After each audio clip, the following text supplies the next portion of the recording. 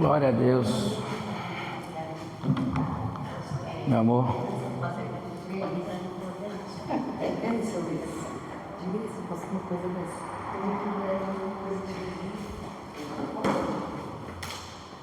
Aleluia.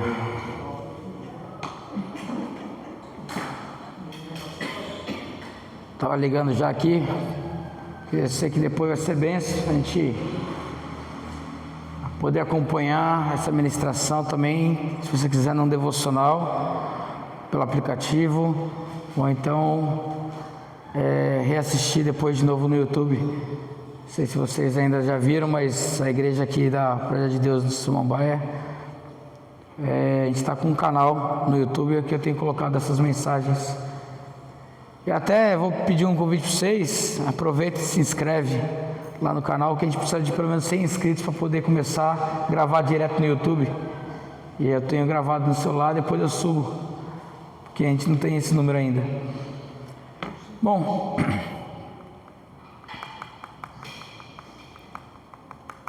queridos, hoje, último culto de Projeto de Vida, dessa campanha, que na verdade a gente começou lá em janeiro, e teve 4 cultos em janeiro, fevereiro, e agora recomeçamos agora em junho.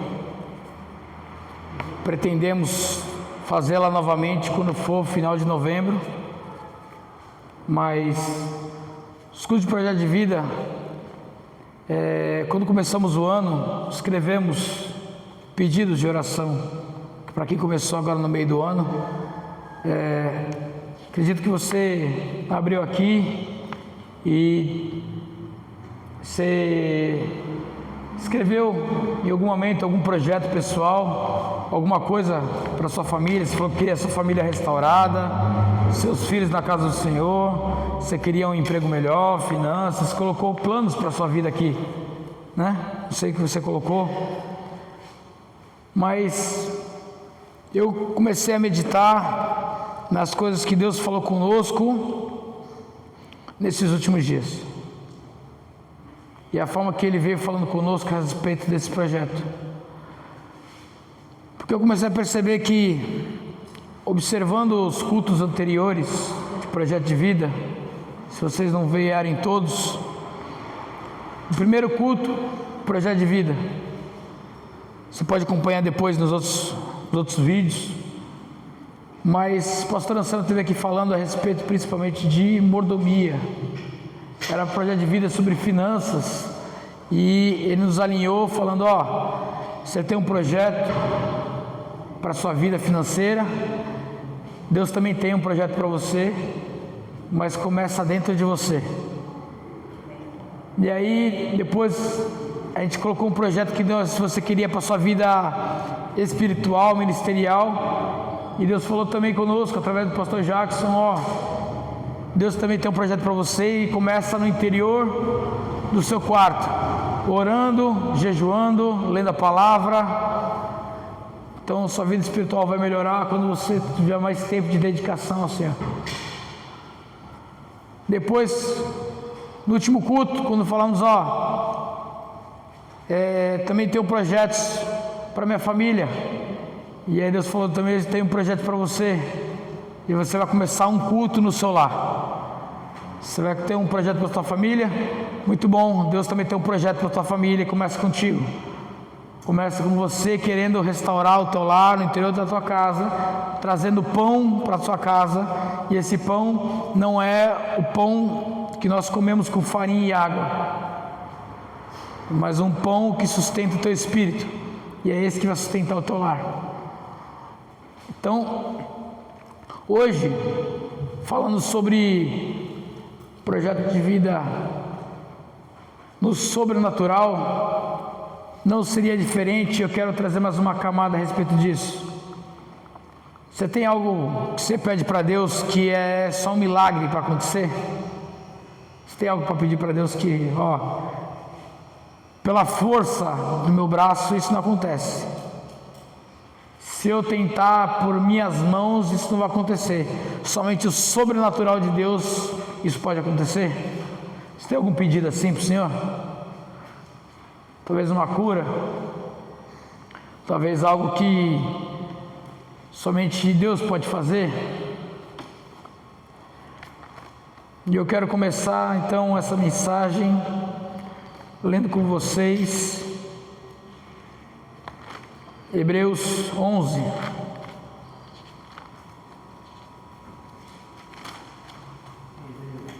Hebreus 11.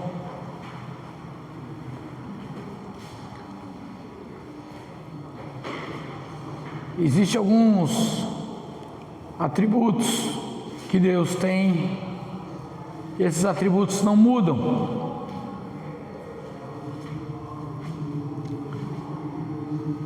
E eu quero falar sobre dois atributos que não mudam, são imutáveis e inegociáveis de Deus, que estão descritos aqui no comecinho de Hebreus 11.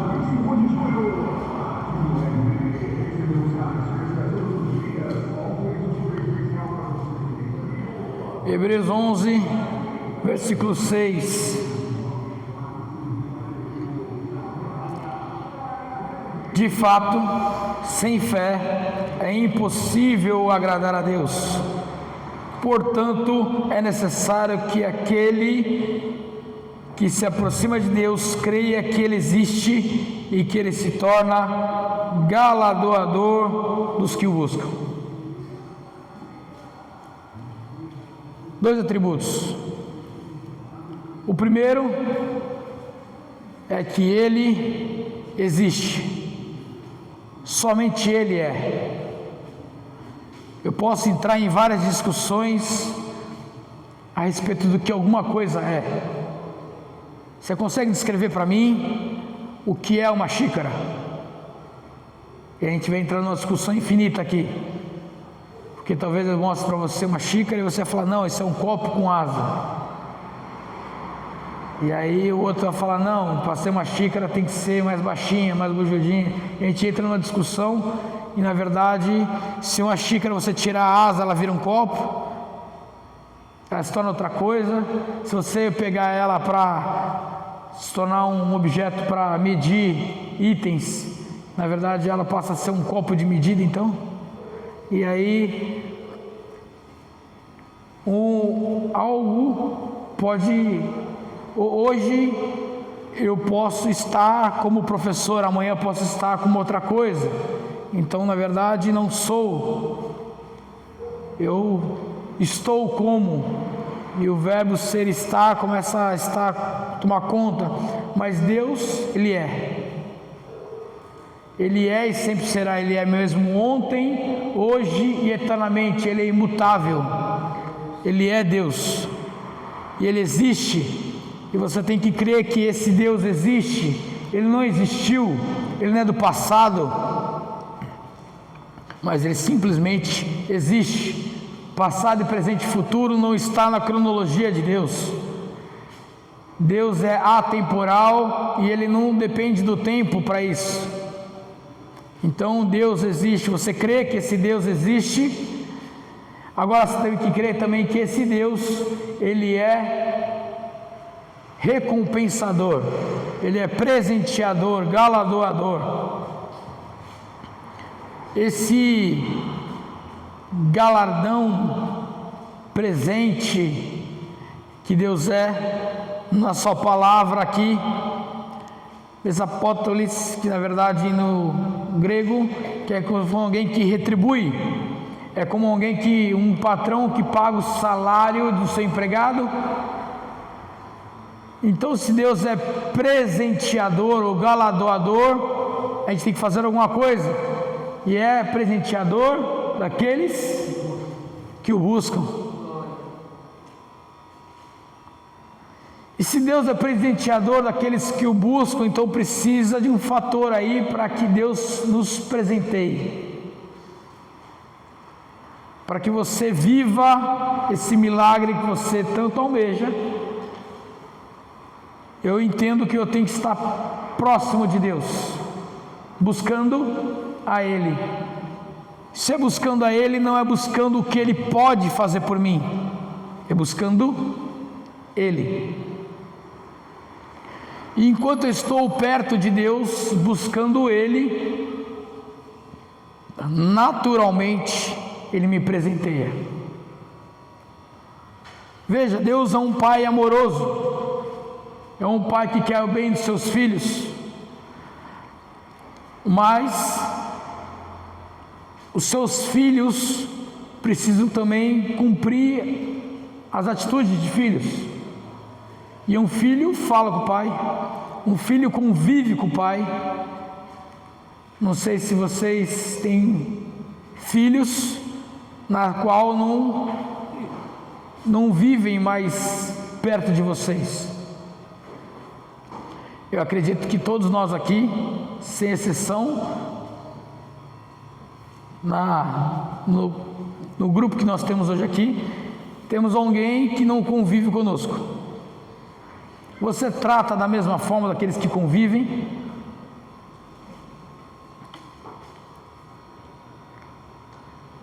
Por mais que você ame, e ame de verdade, as pessoas que convivem com você, é mais fácil você presentear.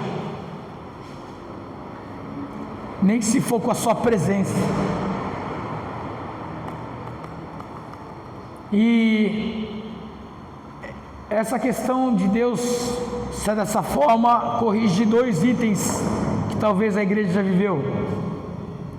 O primeiro é acreditar que Deus é um Deus severo, é um Deus desenhado como um Deus grego, talvez como Thor, que está sentado num trono com um raio na mão, e caso você fizer alguma coisa incoerente, Ele lança aquele raio sobre você e te destrói. Não, Deus não é esse Deus severo. Ele não precisa ser convencido, apaziguado para ser bondoso. Ele é bondoso por natureza. E por outro lado, corrige outro lado também. Deus não é um Deus frouxo, que dá para qualquer um, que não se importe, para Ele todo mundo é igual. Não, Deus não faz acepção de pessoas, mas Ele presenteia aquele que busca Ele. Ele não faz acepção de pessoas, porque qualquer um pode buscá-lo, e a partir do momento que o busca, o encontra, e esse é presenteado. Só que a Bíblia, apesar de ter aqui mais de 2.000 páginas, existe um plano de Deus para nós, que talvez a gente encontre às vezes em poucas páginas. O interessante é que dos 3 anos e meio que Cristo esteve sobre a terra, e muitas coisas Ele falou para os seus discípulos, mas existe um sermão que está registrado na Bíblia. Um sermão que vai de Mateus 5 até Mateus 7. 3 capítulos. Mateus 5, Mateus 6 e Mateus 7. Olha, a Bíblia é tão espessa. Se você pegar e ler esse sermão, você vai começar a entender coisas básicas que você deve viver. Porque ali é o sermão, não é do pastor Leandro, não é do apóstolo Luiz Henrique, não é de nenhum dos irmãos que vieram pregar aqui, mas o sermão do próprio Deus que pisou na terra para falar para os seres humanos como deveríamos viver. E acho que isso tem um peso maior, não tem? Então eu quero falar um pouquinho sobre o caráter dos filhos de Deus. Vamos dar um pulinho lá em Mateus 6.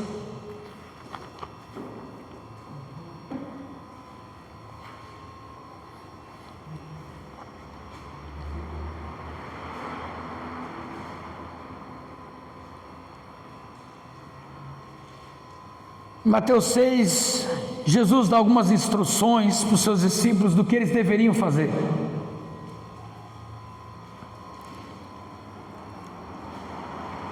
Olha, todos nós somos pais, eu digo pais, mães aqui, né? E vou te falar, você já deu alguma instrução para o seu filho, do tipo, quando você for tomar banho, lava bem atrás das orelhas.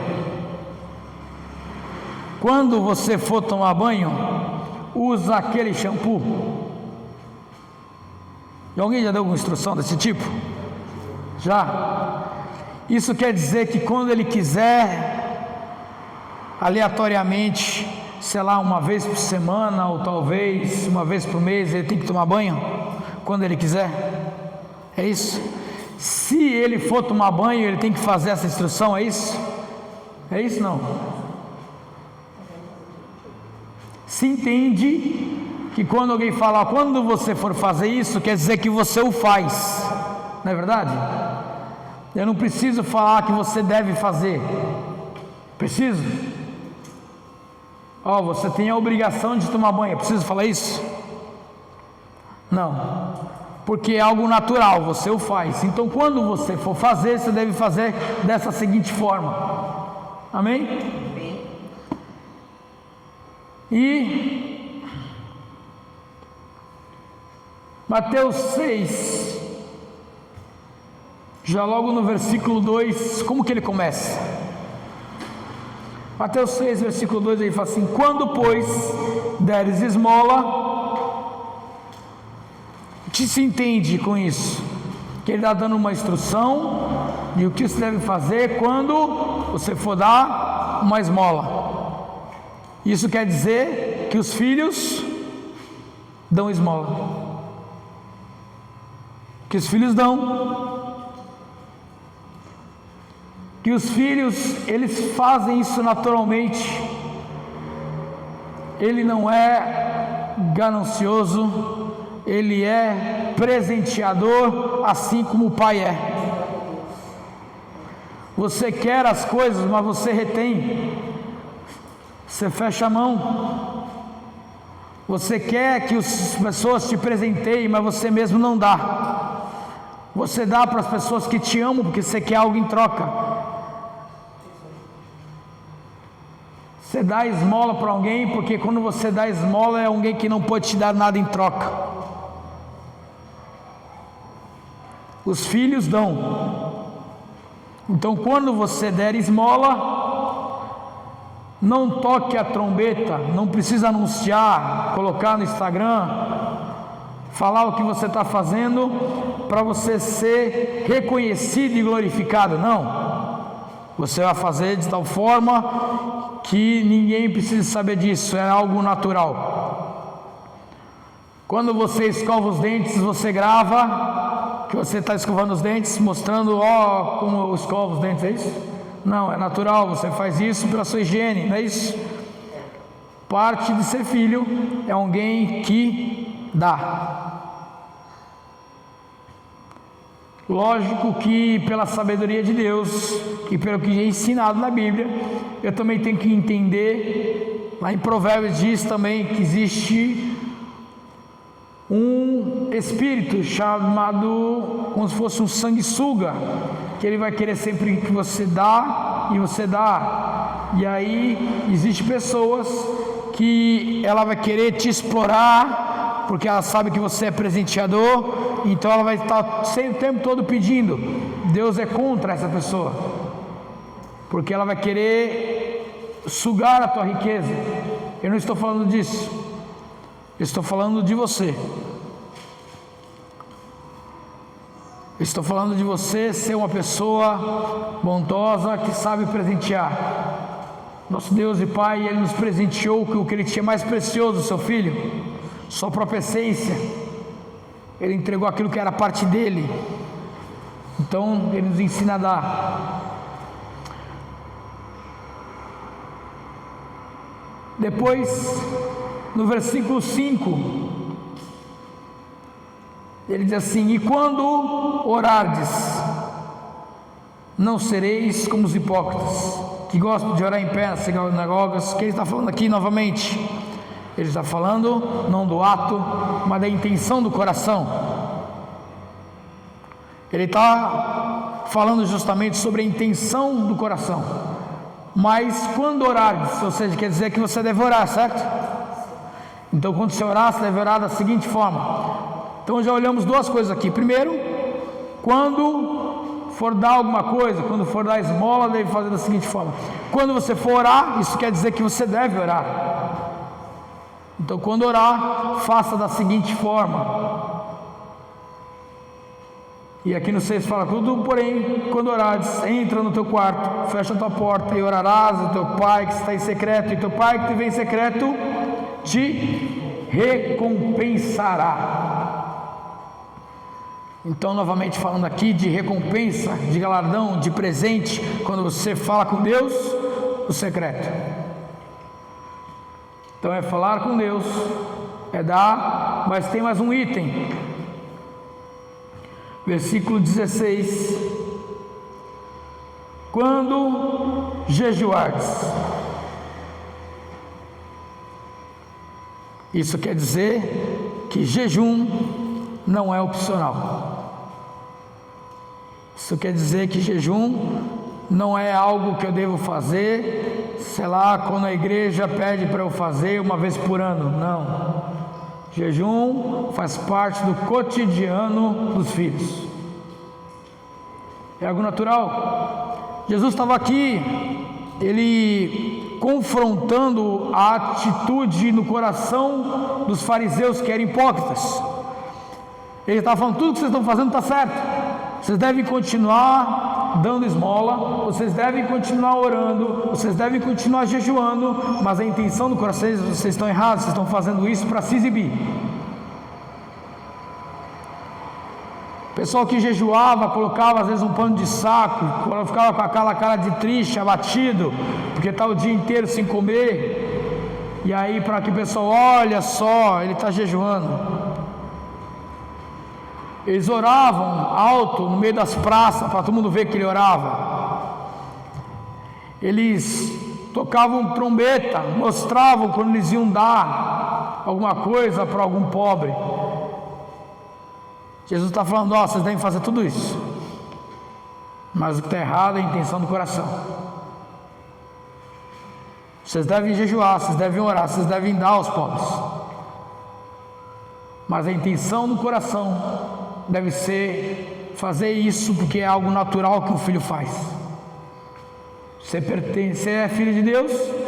Se você é filho de Deus, você doa naturalmente, você fala com o Pai naturalmente e você jejua. O jejum faz parte de nós negarmos a nossa carne. Quando você jejua, você coloca a carne no lugar dela, você dá vazão para o Espírito, você se acalma, você tem mais paz, toda agitação parece que vai embora, você não tem mais energia para ficar gritando, você fica de boa.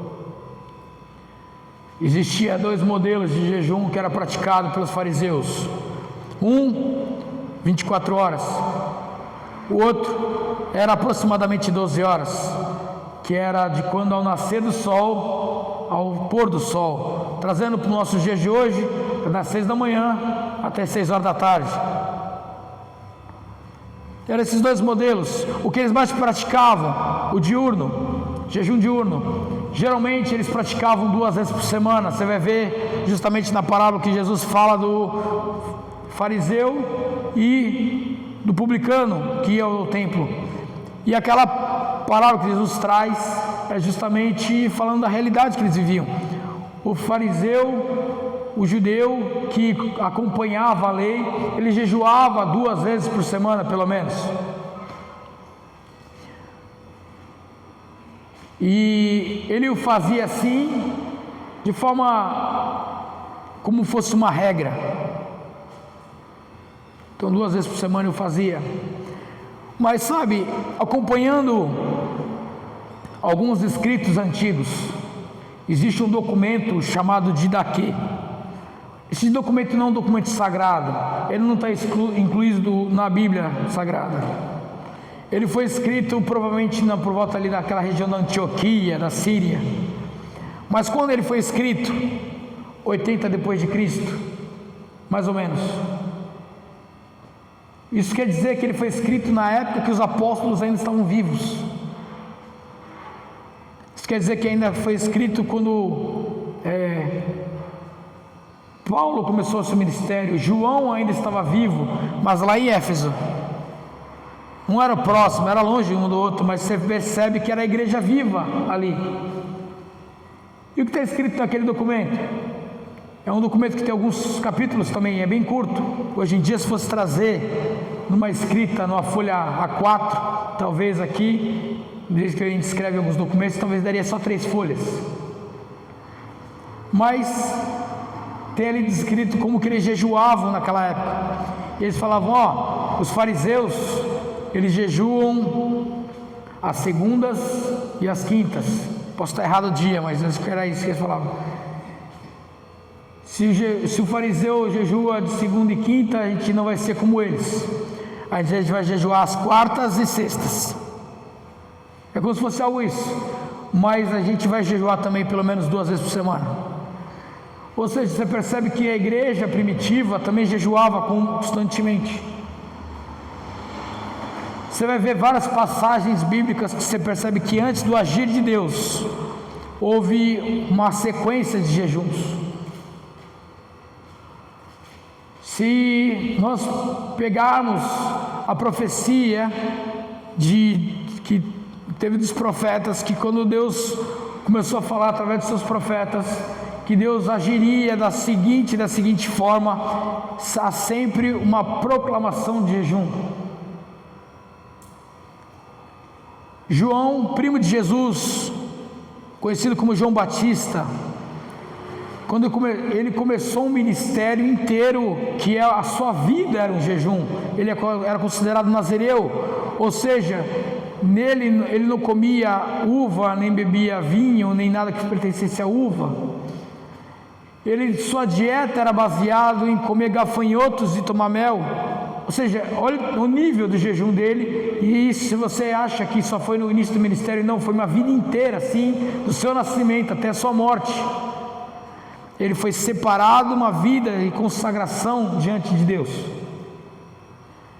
E aí ele foi escolhido para ser alguém que ia preparar o caminho do próprio Cristo, mas tinha uma vida inteira separada para Deus.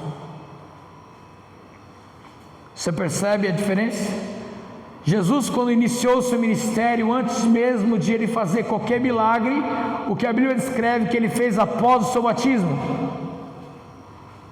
em Mateus 4 ou em Lucas 4, que está descrito que Jesus fez antes de iniciar o seu ministério, passou 40 dias de jejum no deserto. Se o próprio Cristo passou 40 dias de jejum no deserto antes de iniciar o seu ministério, quem sou eu e você para acreditar que podemos agir de qualquer forma, sem jejum, sem oração, sem dar aos pobres, e acharmos que Deus vai ser presenteador e agir com milagre em nossas vidas? O sobrenatural tem que ser natural nas nossas vidas. Mas para isso ser natural nas nossas vidas, a cultura do céu nós temos que trazer para a terra. Aquilo que Jesus veio ensinando, como que é o caráter dos filhos aqui no Sermão da Montanha, no Sermão do Monte, como alguns dizem, tem que ser natural para nós. Orar, jejuar, é algo natural. Eu não sou avarento, então se eu ver alguém necessitado, eu não penso 2 vezes, eu vou e dou, porque eu tenho a natureza de Deus dentro de mim. Então, todas essas disciplinas, elas têm um quando você fizer, não tem e se você for fazer, não tem se, tem quando. Isso espera que quando você for tomar banho, você use sabonete. Isso quer dizer que não é facultativo tomar banho, mas quando você for tomar, isso subentende que o seu sempre o faz. Então quando você for orar, quando jejuar, quando você for dar alguma coisa, o faça conforme as orientações de Cristo, mas sempre o faça. Eu estou trazendo isso porque eu percebo que durante muito tempo a igreja se calou a respeito de alguns itens. A gente muito fala a respeito de oração, mas pouco fala a respeito de doar e jejuar. Mas eles estão na mesma categoria, estão entrelaçados, os três foram tratados da mesma forma por Cristo. Quando orares, quando deres esmola e quando jejuares, o façam da seguinte forma. Então não são práticas, percebam, não são práticas para impressionar a Deus, são práticas para mudar nós.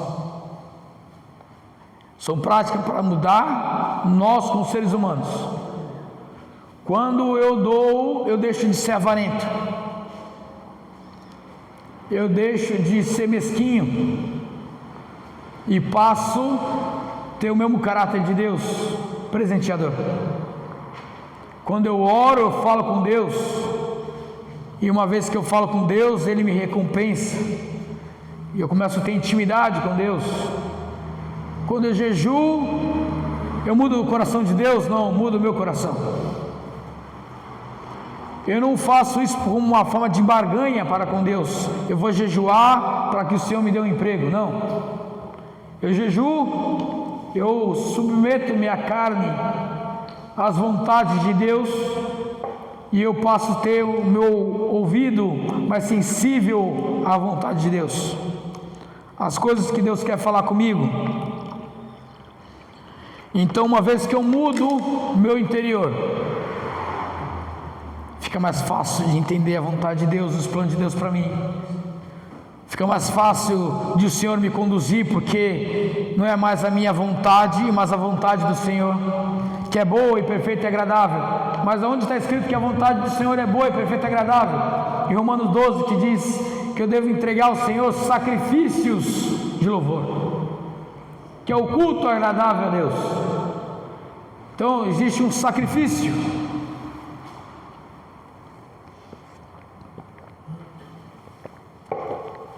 Eu não quero dar, mas eu dou. Não estou com vontade de orar, mas eu oro. Não um pouquinho a fim de passar um dia inteiro sem comer, mas assim vou fazer, porque isso vai tratar com o meu eu. Percebem? E a partir do momento que eu faço isso, eu atravesso uma outra barreira, uma barreira invisível, que é honrar quem é Deus, quem é Cristo na minha vida. Se eu trato Deus, se eu trato Cristo como algo comum, não muda nada. Se eu simplesmente saí do catolicismo, do espiritismo e passei a ser cristão e mudei apenas alguns hábitos na minha moral,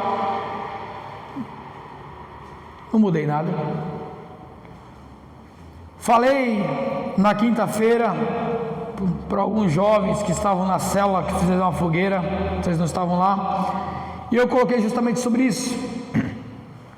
Me respondam vocês: dá para alguém ser uma pessoa melhor sem ser cristão? Dá, não dá? Tranquilo, não dá?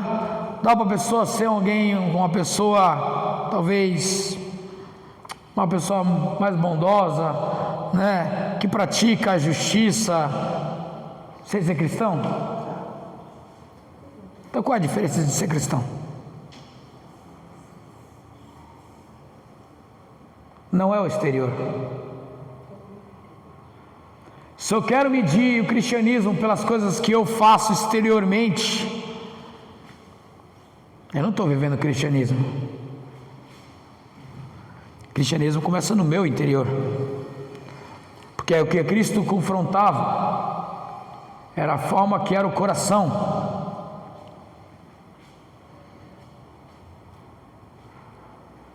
Talvez uma pessoa se anime a morrer por outra, mesmo sem ser cristão. Mas a Bíblia diz que uma pessoa pode se animar a morrer por outra que compensa, que ele ama, não por alguém que ele não ame. e Cristo nos amou quando ainda éramos pecadores. Olha o nível. Então, meu coração deve ser de alguém que quer honrar esse Deus. Percebe? Jesus fez diversos milagres, e acho que isso é incontestável, o número de milagres que Cristo fez. João descreve no final de sua carta que se ele fosse escrever todos os milagres que Jesus tinha feito, faltariam livros para escrever todos. Eu acredito que algo era tão natural Jesus fazer milagres, que era impossível Jesus entrar numa cidade e ali ele não fazer milagres. Jesus fazia milagres enquanto andava. Está aí a mulher do fluxo de sangue, que Jesus estava indo curar a filha de Jairo, e uma mulher toca no seu manto e a mulher é curada, porque ela creu. Jesus fazia milagres por onde ele andava, mas a Bíblia diz também que enquanto ele andava, Jesus resolve voltar para sua terra natal. Jesus resolve voltar não para sua terra onde ele nasceu, mas onde ele cresceu. Jesus nasce em Belém, mas depois disso ele vai para o Egito. Ele é criado lá durante um tempo, até se passar o tumulto que o Herodes estava matando as crianças. Depois que Herodes morre, Deus fala com José e com Maria, e eles voltam para a região com Jesus, ainda pequeno. E Jesus é criado na região de Cafarnaum, ali na região, por isso que ele é conhecido como Jesus de Nazaré. E ele cresce ali, e quando Jesus vai tentar fazer milagres em Cafarnaum, que a Bíblia diz em Marcos 6, vamos dar uma olhadinha lá? Marcos 6,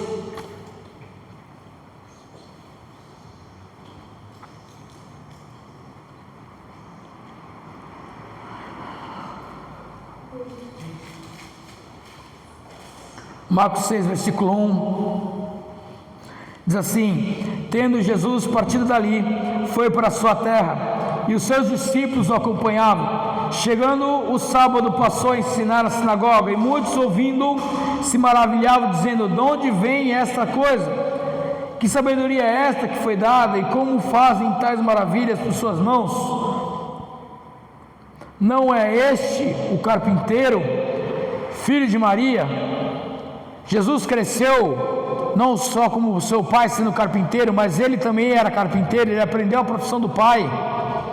Ele também usava um martelo e formão e fazia as coisas. Este não é o carpinteiro, o filho da Maria, irmão de Tiago, de José e de Judas, Simão? Ele está citando a quem? Ele está citando os irmãos consanguíneos de Cristo, os filhos de Maria. Maria não foi virgem toda a vida, como alguns dizem, mas Maria, depois que teve Jesus, casou-se com José e teve filhos. Estes, Tiago, José, Judas, Simão. Então ele estava assim: esse aí não é aquele Jesus?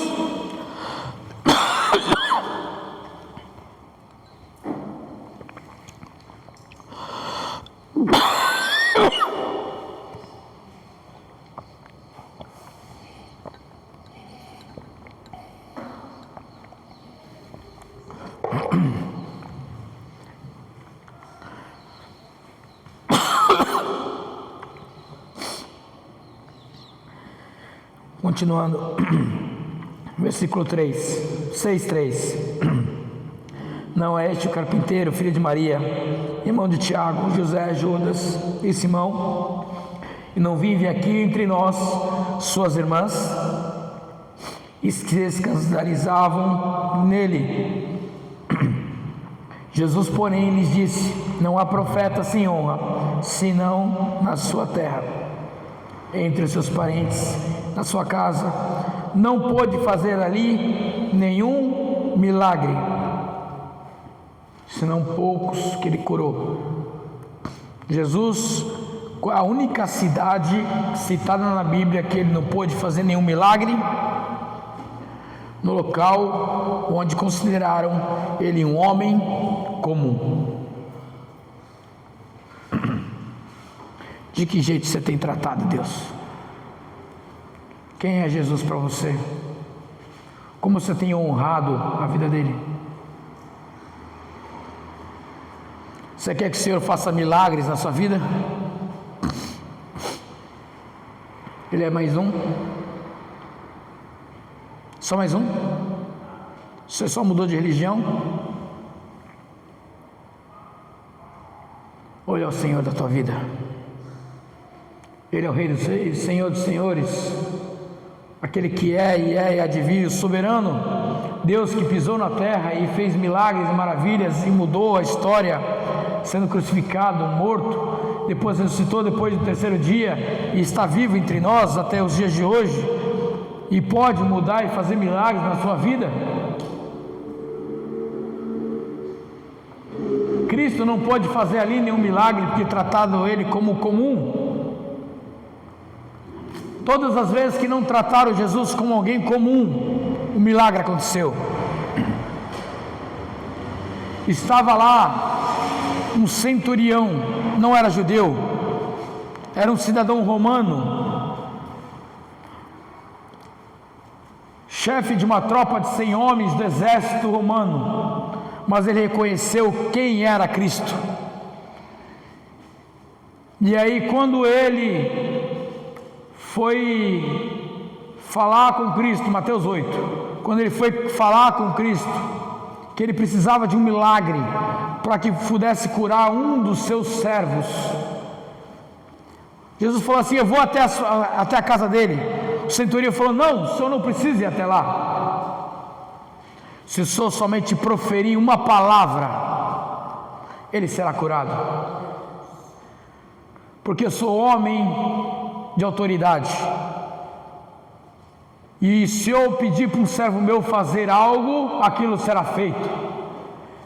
Ele reconheceu a autoridade de Cristo, ele falou: então o senhor não precisa sair daqui, só envia um anjo na casa do meu servo e ele será curado.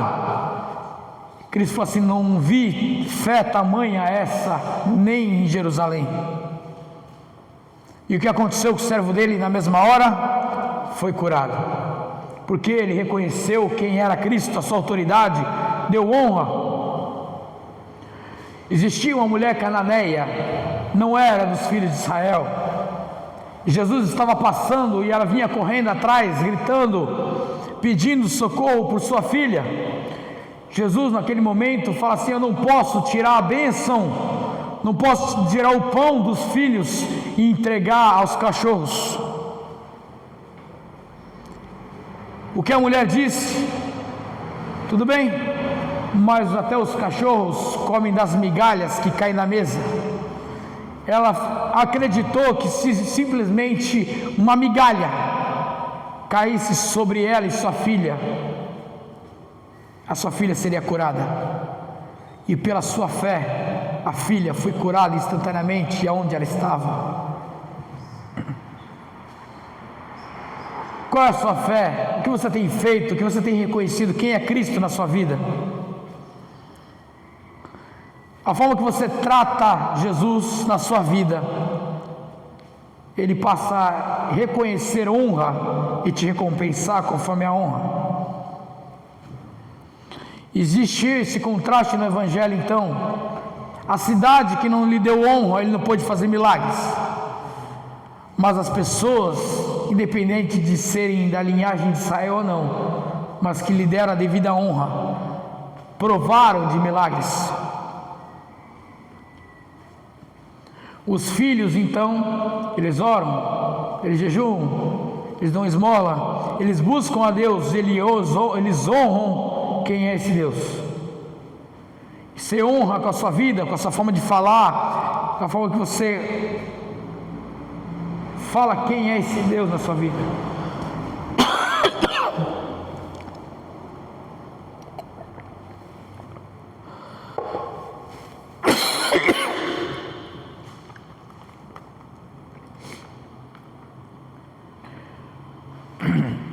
Vamos aprofundar nisso.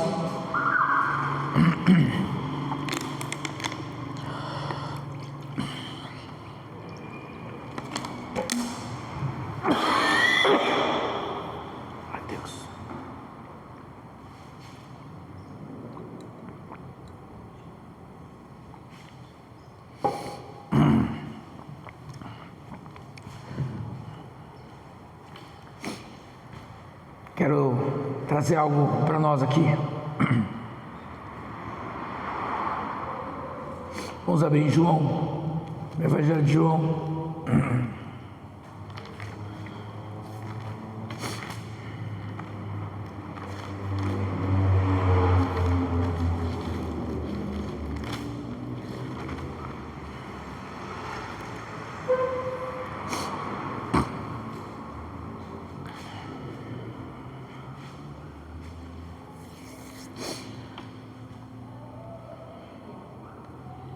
Vamos ler 2 versículos do capítulo 1.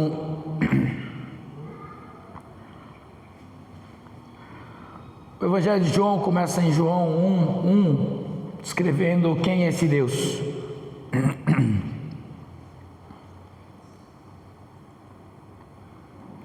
E ele começa dizendo assim: no princípio era o Verbo, e o Verbo estava com Deus, e o Verbo era Deus. Vamos pular para o 14. E o Verbo se fez carne e habitou entre nós, cheio de graça e de verdade, e vimos a sua glória, glória como do unigênito do Pai. Algumas passagens, alguns textos diz verbo, outras diz palavra, mas o que importa é que esse verbo é a palavra viva, que fez todas as coisas.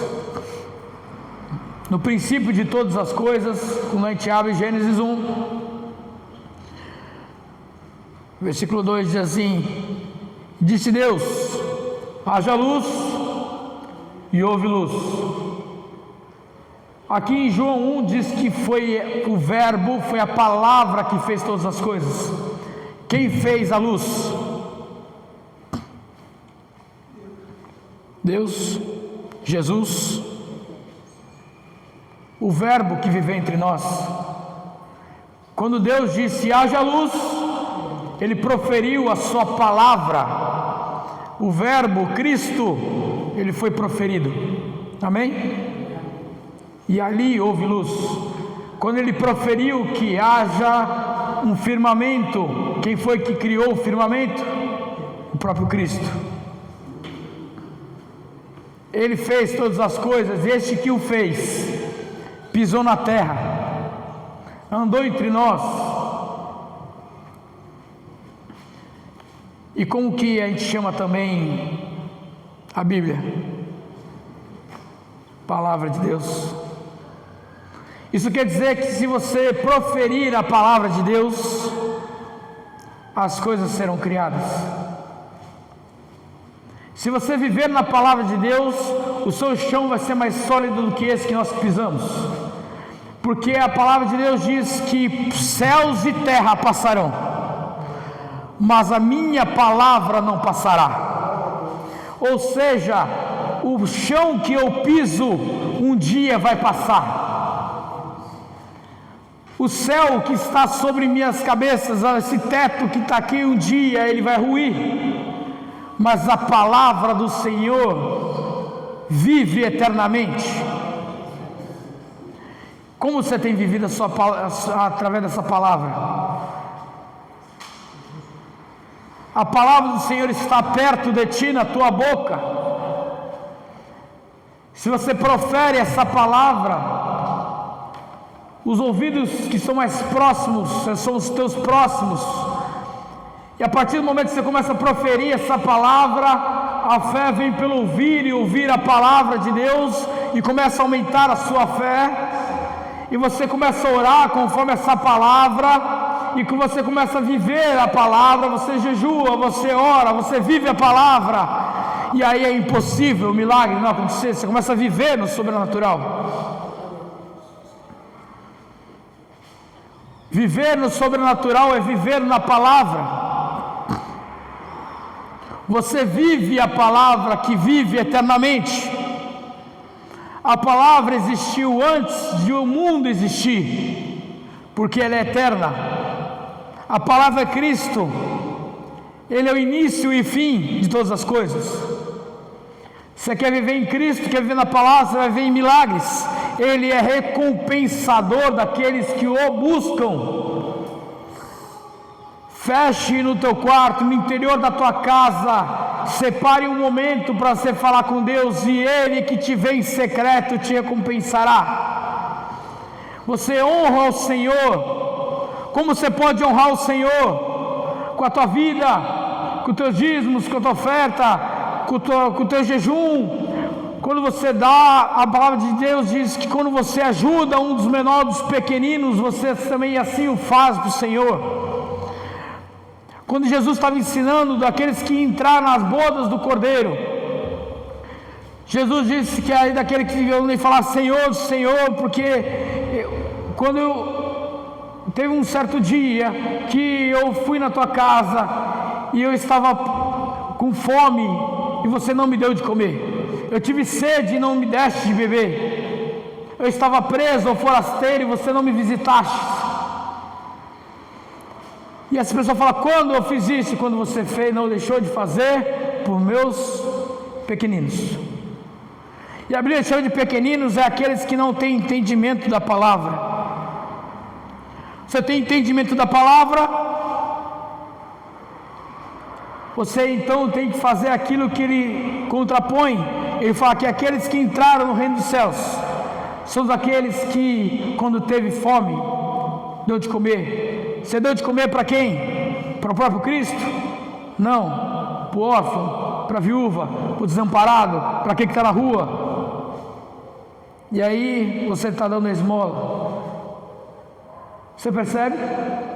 Que o critério para entrar no reino dos céus é justamente fazer as coisas que são próprias do Filho, que é viver a palavra, estar em oração, jejum, você dá, não ser avarento, você ser presenteador, assim como Deus o é, e aí você vive uma vida de milagre, você passa a ter condição de ser filho e viver na casa de Deus.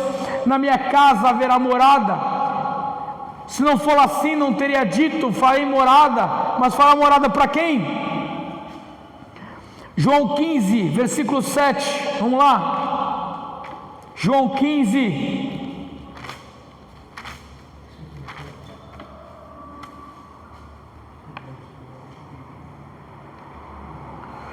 João 15,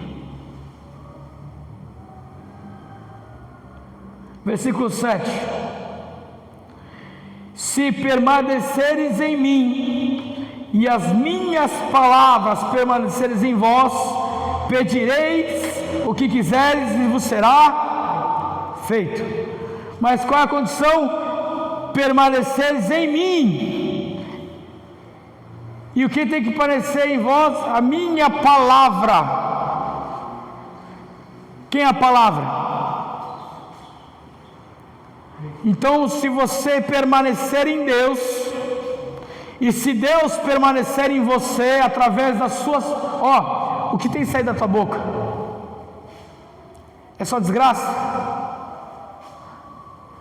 Você começar a declarar palavra. Se você declarar a palavra, pedireis o que quiserdes e vos será feito. Nesse trecho de João 15, há pelo menos mais de 10 vezes que dizer: se permanecer em mim, eu permanecer em vós, e permanecer em mim, permanecer em vós, tem mais de 10 vezes. Eu entendo que se você fala 2 vezes a mesma coisa, você quer insistir e entender alguma coisa, né? Se você fala 3 vezes a mesma coisa, você está querendo frisar, mas você fala mais de 10 vezes, meu irmão, é para você entender que você tem que permanecer em Deus, na sua palavra. Dá para você estar no mundo, não estar no mundo. Não usufruir das coisas do mundo, mas usufruir de Deus.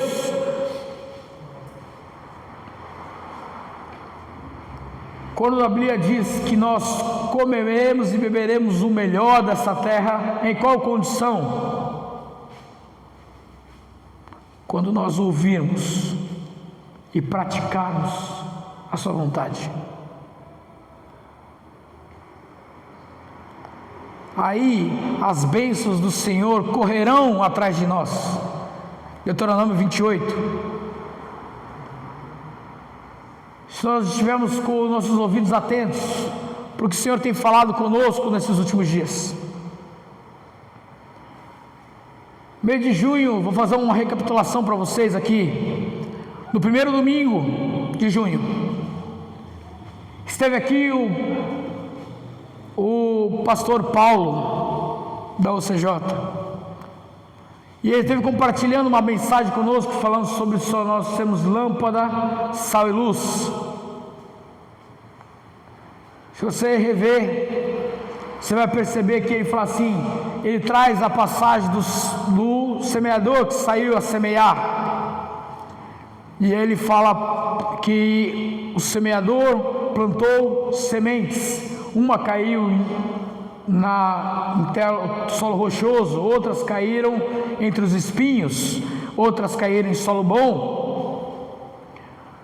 Mas como o Senhor Jesus vai sair a semear para este mundo, onde está Cristo? Fala assim, dentro de mim. Como as pessoas vão ouvir o Evangelho e vão receber a palavra de vida? Assim, através de mim. Não é sua obrigação fazer essa semente frutificar, mas é sua obrigação lançar a semente. E aí ele começa a falar conosco a respeito de que nós deveríamos fazer. Primeiro domingo do mês de junho. Segundo domingo, começou o projeto de vida, falou de mordomia. Nós devemos entender que o Senhor confiou em nós as riquezas. E se confiou em nós, nós não podemos ser avarentos, porque nós temos que saber dar do mesmo jeito que o Senhor nos dá. Tudo que eu tenho não é meu, tudo que eu tenho o Senhor deixou em minhas mãos para eu administrar. É um mordomo. O mordomo vive num palácio, uma casa grande, ele tem carro na garagem, ele come das melhores comidas, mas nada é dele, ele é servo. A mordomia faz parte do reino dos céus. O Senhor te dá tudo, se você souber administrar, se reconhecendo que quem te deu tudo foi Deus. Depois veio o pastor Jackson falando que se você deve ter intimidade com Deus, a mesma palavra, você deve permanecer em Deus.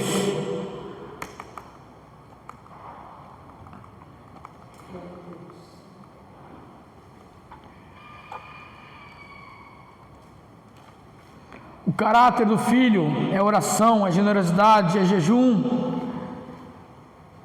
Depois veio a pastora Paula falando a respeito do que devemos fazer na nossa casa, na nossa família. E eu fecho falando dessa honra a Cristo e permanecermos nessa palavra. Se eu quero, e eu escrevi fatos aqui,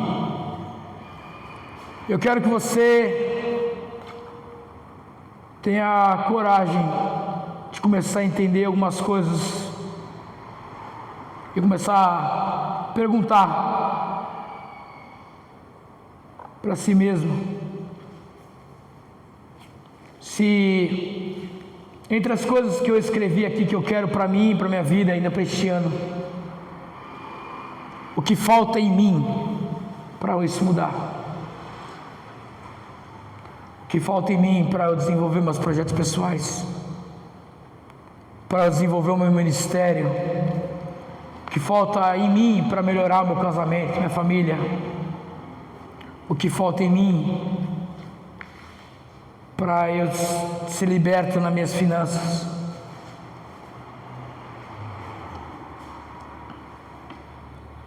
Se todos os cultos o Senhor tem confrontado nós em coisas que nós devemos fazer, eu me incluo aqui, tá? Estou me incluindo. É coisas que eu também fui confrontado, coisas que nós devemos fazer como cidadãos dos céus,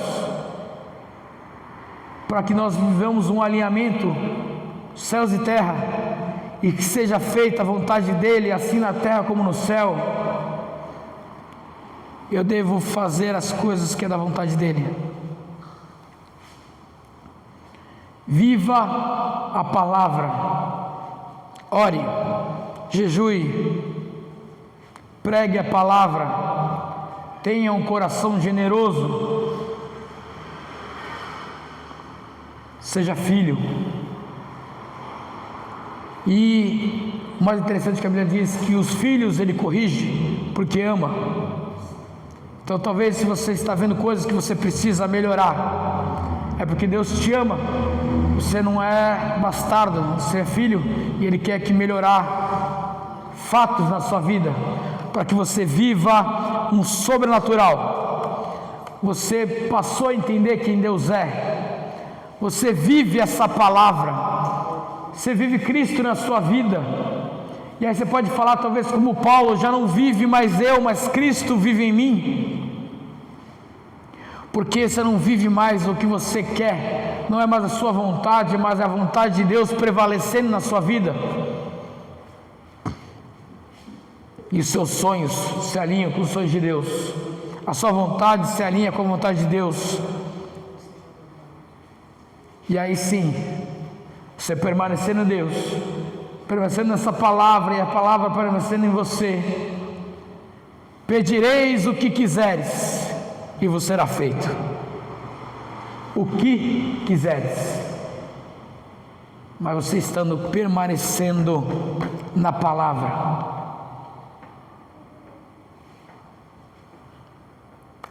A pergunta não é quando Deus vai agir na minha vida, quando Deus vai fazer esse milagre, mas é: eu estou vivendo no mesmo ambiente que Deus? Quanto mais distantes estamos de Deus, mais distantes estamos do milagre. Se nós vivemos no mesmo ambiente que Deus age, nós agimos e andamos no sobrenatural, passamos a ter uma vida de milagre. Eu teria aqui milagres para contar para vocês, e se eu fosse contar para vocês de coisas que já vivi na minha vida, e até a história desse local, desse ambiente, é milagre. Para qualquer igreja que você for conversar por aí, converse com outros pastores. Quanto custa construir um local como esse, ter um local como esse e ter um aluguel de um espaço como esse? Alguém faz ideia quanto custa um aluguel de um espaço como esse?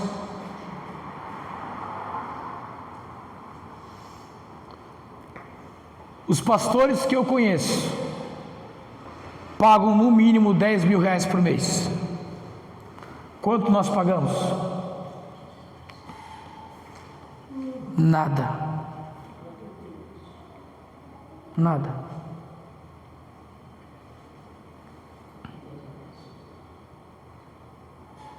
Se isso não é milagre, eu não sei o que é. Deus quer agir em nossas vidas. Deus tem um plano para nossas vidas neste local. Eu tenho vivido na minha vida coisas que eu não imaginei que viveria. Se eu voltasse atrás, no ano de 2024, quando ainda Deus não tinha confrontado na minha vida coisas, eu não sou mais o mesmo. Se eu fosse falar de coisas que Deus tem feito nesse mês da minha vida, já poderia falar de milagres. Que talvez alguns viram nas redes sociais que eu fiz, junto com minha esposa, uma festa de 15 anos para Maria Eduarda. Se você for orçar uma festa de 15 anos daquele tipo, no nível que foi, sem brincadeira, acho que seria mais ou menos 1 ano de salário meu. Não daria como a gente pagar. Mas até nisso Deus proveu, porque teve pessoas, prestadores de serviço, que doaram serviço, né, amor? Fizeram de bom coração muitas coisas ali. Outros prestadores de serviço sem motivo nenhum, simplesmente serviços que eram para cobrar mais de 2 mil, 3 mil reais, cobraram menos de 1.000. Alguns serviços que a gente fez ali, que naturalmente, se você for fazer, se for verificar quanto é um aluguel, a gente pagou 10% do que seria. Então, e não foi porque eu fiquei chorando para alguém, não. Você ficou chorando para alguém prestar algum serviço? A gente foi orçar, conversando com Deus, e falou: Deus, a gente tem um desejo no coração. Maria Eduarda tem um desejo no coração, que o Senhor nos ajude. E Ele nos ajudou. Então a gente pode ver o Senhor agindo nas nossas vidas, cotidianamente, nas nossas vidas. O Senhor nos observa, Ele vê quem nós somos, o que nós temos feito, e passamos a fazer algo diferente. As pessoas vão começar a perceber que você tem algo diferente, você é diferente. Você chega em algum local, tem muitas pessoas como você lá, mas você é diferente. Você tem um brilho diferente, você tem uma luz diferente, a forma de você falar é diferente, porque você não fica só de fofoca, não fica falando mal dos outros, mas você fala da palavra de Deus. Você tem conselhos de vida para outra pessoa. Você tem conselhos de vida? Que possamos ser filhos deste Deus e espalhar Deus por este mundo. Possamos permanecer em Deus e as palavras de Deus permanecer em nós. Sabe o que acontece quando a palavra de Deus permanece em nós? Salmo 119, ele fala que guardei a tua palavra no meu coração para não pecar contra ti. Então eu guardo a palavra do Senhor no meu íntimo, no meu coração, para não pecar contra Deus. Porque nas dificuldades da vida, o que vai sair de dentro de nós é o que nós temos dentro de nós. Se você espreme um limão, o que sai de dentro dele? Suco de abacaxi? É isso? Não, é o suco do limão, não é? Se você espreme laranja, sai o quê? Suco de laranja. Não existe um milagre, só sai o que tem dentro daquilo ali. Quando você é espremido pela vida, só sai o que tem dentro. Então se só sai amargura, tristeza, sai ódio, é o que tinha dentro. Se você põe palavra para dentro de você, se você põe Deus para dentro de você, nas dificuldades da vida, na hora que você precisa de um milagre, o que vai sair? Palavra. Vai sair Deus. Ele vai prover. Amém? Vamos orar pelos nossos planos, vamos orar pelos nossos projetos. Amém, queridos? Não sei se você trouxe esse folder, mas se não trouxe, eu sei que os projetos, os planos de Deus estão aí no seu coração. Fique em pé. No Salmo 27, versículo 14 diz assim: espere no Senhor, seja forte, tenha coragem, espere no Senhor.